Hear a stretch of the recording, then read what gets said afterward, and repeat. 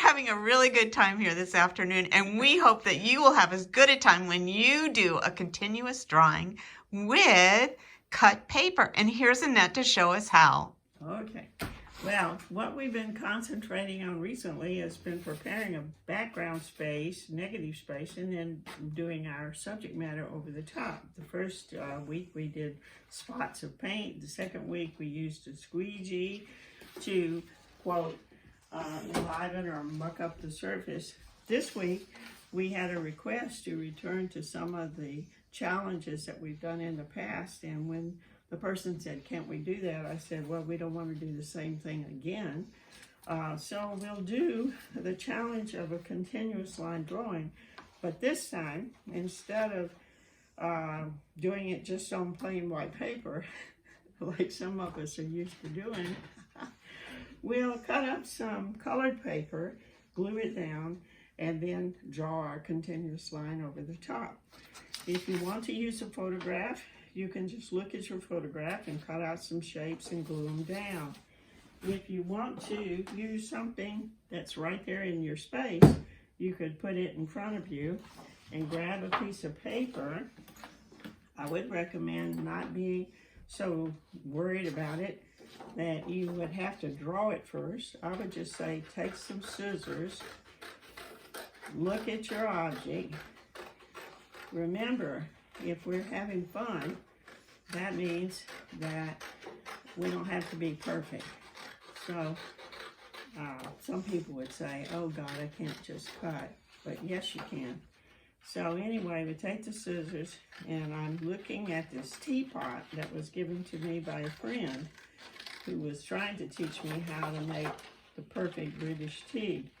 Good luck to her on that endeavor. But I'm looking at the little teapot that was given to me, and I'm just cutting, sort of like a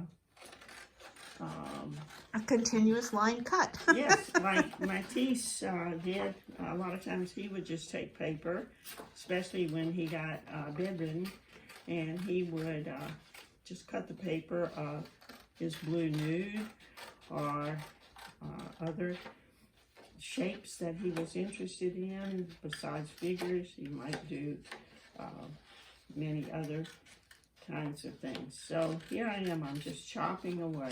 Good luck to me. Let's hope that it works. And cut up shapes, any colors you want. They can be realistic or they can be not realistic. So if you wanted to chop up like the New York Times or something like that. Once you cut up your shapes, you would glue them down. So I'm trying not to take too long to do this, but I might think that I would like a shadow for this teapot. So I'm gonna cut a shadow and stick under that edge before we start. As you can see, I'm working as fast as I can. And when you do that, oftentimes it definitely is not perfect. Well, perfect. So after you get some shapes that you cut out, no matter what they, what color they are or whatever they are, then you would take those shapes, put it face down on a piece of scratch paper, take like a glue stick, and run some glue around the back of your cut paper. I can see why they use glue sticks in schools, because they're so handy, so much better than that old school glue that we used to use and some of the cuckoo members of our classes would eat. Anyway, you take your shape, you can place it anywhere you want to in your square and glue it down. I'm gonna stick this shadow. Of course I am. Which one? I guess that's the top. This paper happens to be colored on both sides. Okay, so here's the shadow.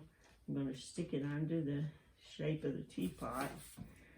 And I kind of missed, but that might add to the fun.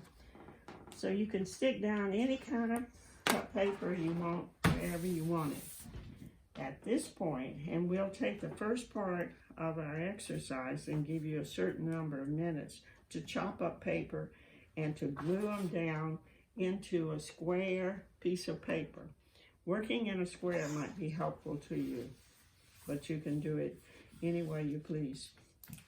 Then take your black Sharpie marker and go around about 1/4 inch from the edge of the paper. And I made a mistake right there. I lifted up the pen. You're not supposed to lift it up on a continuous line drawing. No matter what kind of line you get, you're supposed to keep it in touch with the paper. And so now I'm going to drop down.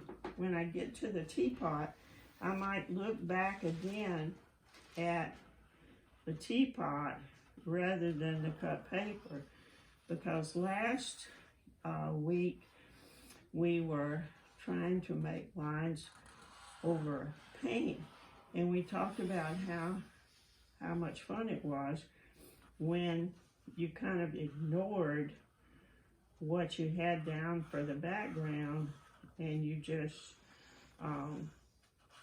drew your flowers or whatever your subject was, ignoring, so to speak, what you had there already. It's harder to ignore with cut paper because a lot of times your point will catch on the paper and start writing those cut edges. But the whole idea is to not let the marker come up off the surface of your drawing, or maybe you can do this with paint, but I would think the easiest thing to use is the Sharpie marker. All right, so now I'm in this